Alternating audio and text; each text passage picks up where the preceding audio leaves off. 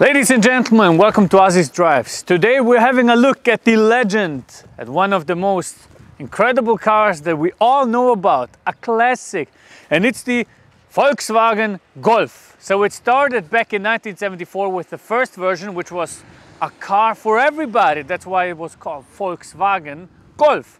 Now we have the 7th version of VW, and this was built from 2012 to 2021 and was replaced by the Golf 8. So we have 8 generations and about 50 years next year. This is a very interesting car because you can buy those cars now used for around 25 to 35k, and they are brilliant driver's cars. Let's have a look at the engine. The engine is called the VW EA888, but the Evo 3, which is the one you should get. It has a 2-liter 4-cylinder, turbocharged, producing 301 horsepower and 400 Newton meters of torque. Accelerates the car from 0 to 100 with the DSG in 4.6 seconds, and with the manual gearbox you get 5.1. With the performance package you can actually drive 267 kph, and with the normal package you're driving 250 kph at the top. What is interesting about this car is, since this is a high performance engine, I have to give you a little bit of a buyer's guide. If you want to buy them used, make sure they are maintained well. What do I mean by that? Oil changes.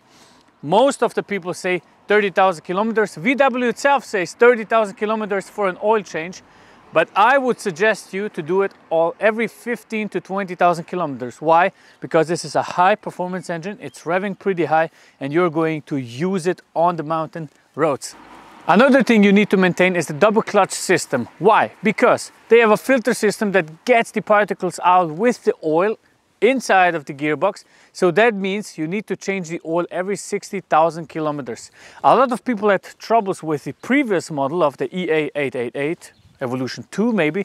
This is the Evo 3, which is very good. So what you also need to consider is, when you buy one of these, don't do silly stuff with it. The engine is quite robust. You can drive 350, 360 horsepower pretty easily. This one has been tuned to 350 horsepower, but what you do not need to change is the airflow system, the air filter, because when you put another filter in, they made it a little bit special that the engine needs to get exactly the amount of air with an exact way to travel into the turbochargers.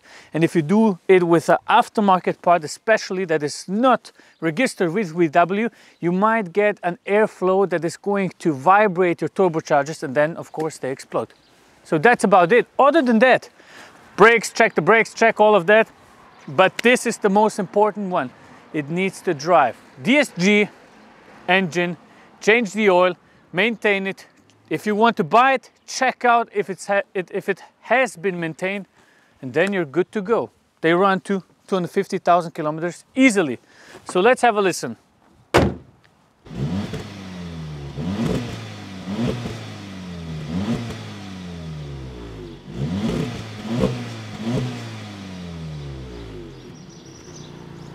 Let's have a look at the design of the Golf 7R, and I think they really nailed this one, because the Golf 5, the Golf 6, they were all a little bit roundish. This is the perfect daily driver, a real gentleman. I like the headlights a lot, I like the forms, I like the angel eyes, so to say. I love the openings down here, I love the black grille. Here behind those openings is the intercooler, and then you come to the side. This one has been a little bit lowered, but it has a very nice form here. Around the wheelhouse, it's pretty wide.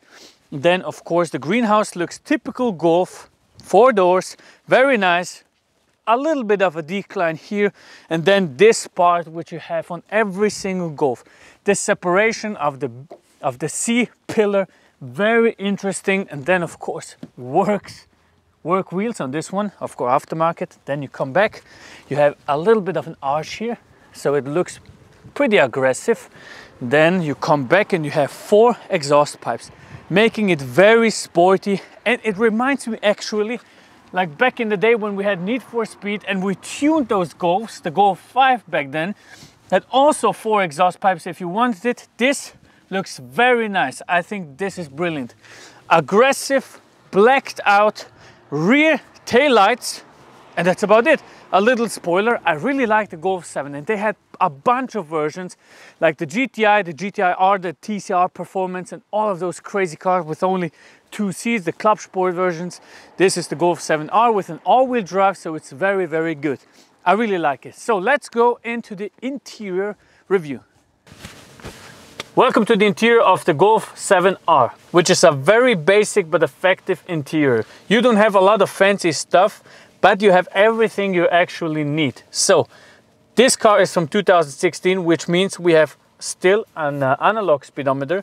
Left side we have the RPM gauge, on the right side we have the speedometer with the fuel gauge and the water coolant. Then in the middle we have our oil temperature, etc., as a digital speedometer, and that's about it for your view as a driver. Then you have this part, which is your infotainment system, of course, climate controls here, very simple, not high premium materials. This is plastic and gummy and all of that. And then down here, but it's very robust. You have an armrest, it's not leather either. You have the seats that are material like this stuff and Alcantara combined, but that's about it. It's really not that exclusive, and it shouldn't be. It's your daily driver. It's a car you could get new for 45,000. Now used, it's about 25k. We have a leather steering wheel, which is very great and nice to actually drive and feel. The DSG here, or the manual gearbox, and that's about it. This is not a complicated interior, but it's very comfortable to be in. And let me tell you something, the car drives exceptional. So make sure you check out our link in the description on the driving's review. Other than that, I'm really a fan of the Golfs. They are very simply held. You have a lot of space here actually. I have plenty of space, and somebody can sit behind me also. So that is very nice. I'm going to show you the seats at the back right now. Welcome to the back of the Golf 7R, which is a very nice place to be. I have plenty of knee space, plenty of headroom, and it's spacious. I mean, it's a great car, really. It's a great car for your everyday drive. Traveling your children here, you have ISOFIX, you have plenty of space, and it feels very comfortable. It's a good car for your friends, for your family, and a brilliant starter car. Then you have this armrest, of course, and cup holders that are integrated into this armrest, strangely. So you can chill like this because it will hurt your underarm, but it's a little strange because you can, if you get a bottle, you have to adjust the bottle size with this plastic here. So you have a little bit of a grip left and right, and you can adjust how big your drink is going to be. That is a little strange, and I'm 100% sure a lot of people lost this.